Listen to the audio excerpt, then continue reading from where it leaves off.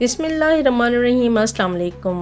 کراچی بندرگاہیں اربوں کی اراضی پر قبضہ، کے پی ٹی کے 1448 اور پورٹ قاسم کے 30 ایکڑ پر تجاوزات، سندھ حکومت، سیاستدان و دیگر ملوث۔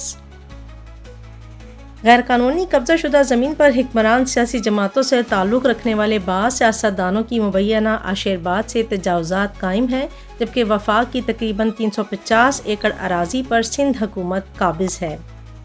اسلام آباد کراچی پورٹ ٹرسٹ کی اربوں روپے مالیت کی تقریباً 1/3 اراضی یعنی 1448 ایکڑ پر تجاوزات، جبکہ پورٹ قاسم اتھارٹی کی 30 ایکڑ زمین پر غیر قانونی قبضہ ہے۔